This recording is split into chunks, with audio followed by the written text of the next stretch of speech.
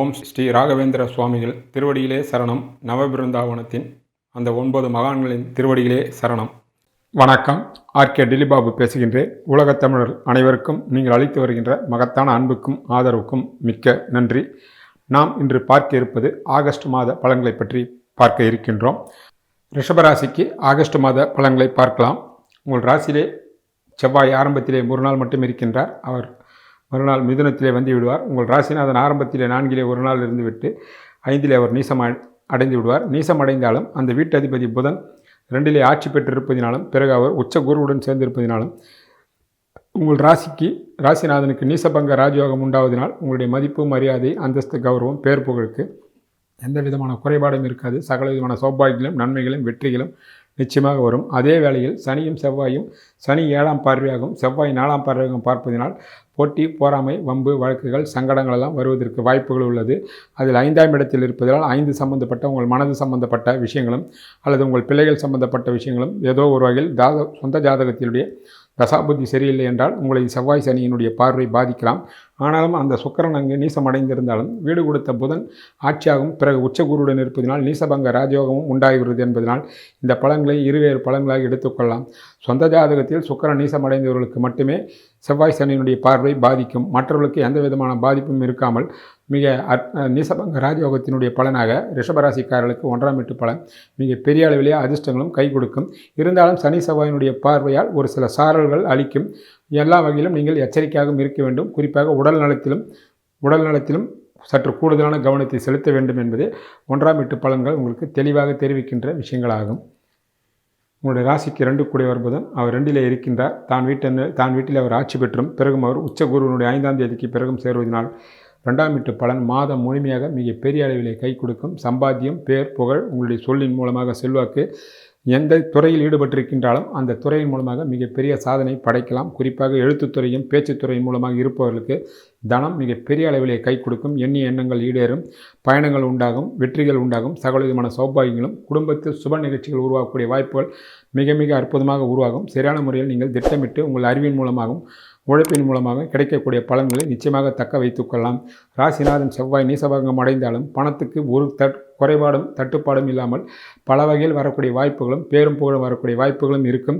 இருந்தாலும் நீசம் என்பதால் அதை முழுமையாக அனுபவிக்க முடியாத சூழ்நிலைகளும் உருவாகும் என்பதை நீங்கள் கவனத்தில் கொள்ள வேண்டிய விஷயங்களாகும். உடைய ராசிக்கு 3 கூடிய சந்திரன் அவர் 4 கிரகம் 3 மாதம் முழுமையாக உச்சகுருவும் உடன் சூரியன் 16ஆம் தேதி வரையும் புதனும் இருப்பதனால் 3ஆம் வீடு வலிமையடைகிறது. உங்கள் தைரியமே உங்களுக்கு துணை. இளைய சகோதரர்களுடைய முழு ஒத்துழைப்பு, பயணங்கள் வெற்றியடையும், எண்ணிய எண்ணங்கள் ஈடேறும். தைரியத்தின் மூலமாக சகல விதமான எதிர்வரும் பிரச்சனைகளை நீங்கள் சமாளித்து வெற்றியடையக்கூடிய வாய்ப்புகள் மிக மிக அற்புதமாக உள்ளது.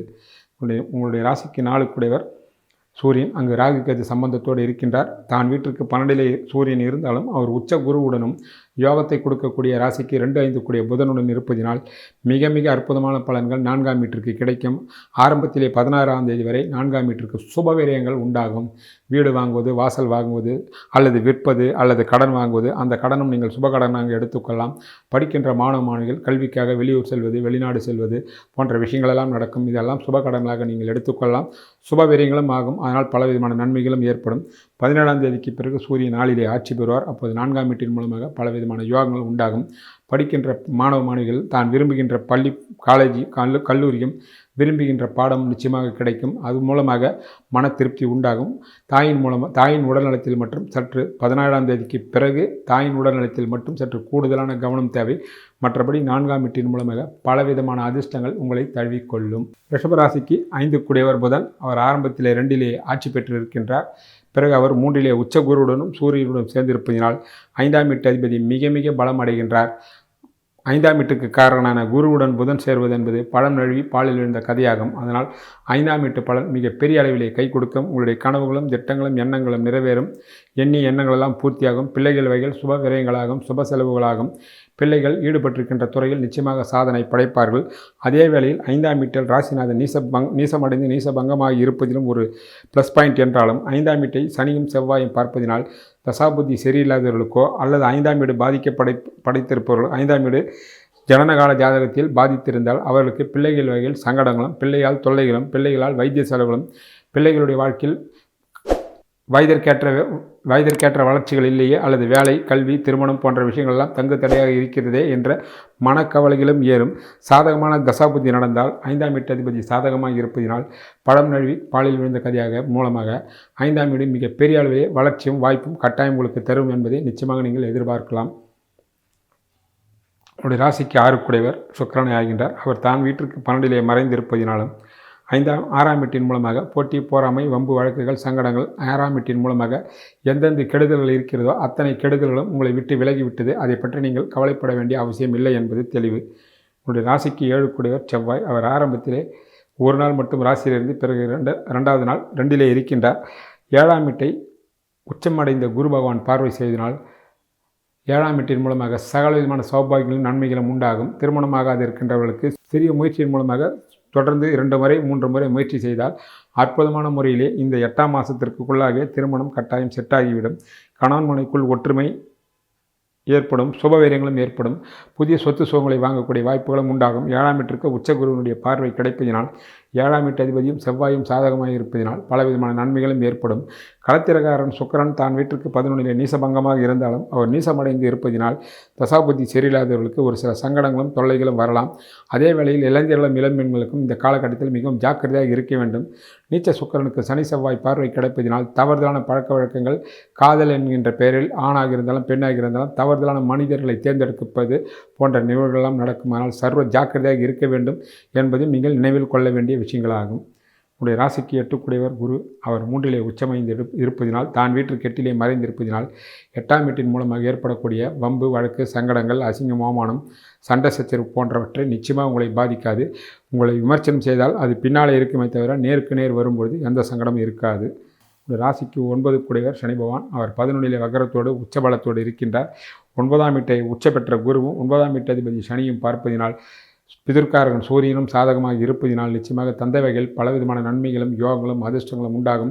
பலருக்கு பிதுர்ராஜ சொத்துக்கள் வரக்கூடிய வாய்ப்புகள் உண்டாகும். தெய்வ கடாட்சத்தின் மூலமாக அவரவர் வயதிற்கேற்ற அதிர்ஷ்டங்கள் 9ஆம் வீட்டின் மூலமாக பணமோ, பட்டம், பதவியோ, பேர் புகழோ ஈடுபட்டிருக்கின்ற துறைக்கு ஏற்றாற்போல் நிச்சயமாக 9ஆம் வீட்டை குரு பகவான் பார்வை செய்வதனாலும் உடன் சூரியன் புதன் சேர்ந்து பார்வை செய்வதனாலும் 9ஆம் வீட்டு அதிபதி சனிக்கும் குரு பார்வை கிடைப்பதனால் நிச்சயமாக உங்கள் தெய்வ அனுகிரகத்தின் மூலமாக ஏதோ ஒரு அதிர்ஷ்டங்களை நிச்சயமாக தழுவிக்கொள்ளும்.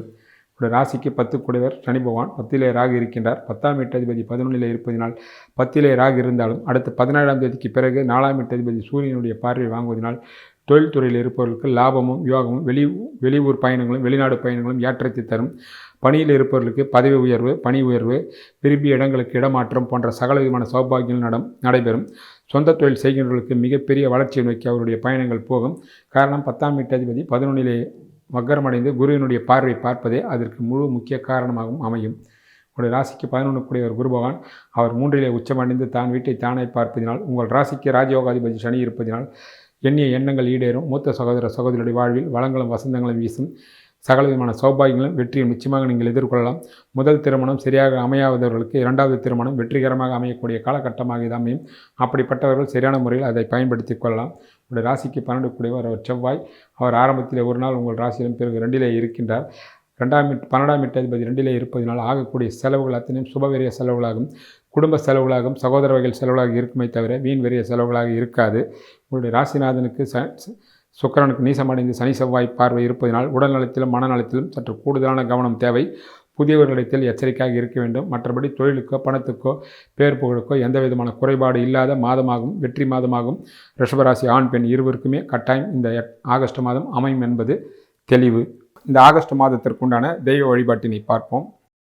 அம்பாளையும் ஆண்டாள் தாயாரையும் தரிசனம் செய்வதும், அருகாமையில் உள்ள திருக்கோயிலுக்கு சென்று நெய்தீபம் ஏற்றி வழிபடுவதும் மகத்தான நல்ல பலன்களை தரும். சனிக்கிழமை தோறும் ஆஞ்சநேயரையும், செவ்வாய்க்கிழமை தோறும் முருகப்பெருமானை வணங்குவதும், சுந்தரகாண்டத்தை பாராயணம் செய்வதும், கந்தசஷ்டி கவசத்தை படிப்பதும் கைமேல் பலன்களை தரும். இந்த தெய்வ வழிபாட்டினை வெளிநாட்டில் உள்ள தமிழர்களும் கட்டாயம் பயன்படுத்தி கொள்ளலாம். கைமேல் கட்டாயம் பலன்கள் உண்டு. நன்றி, வணக்கம்.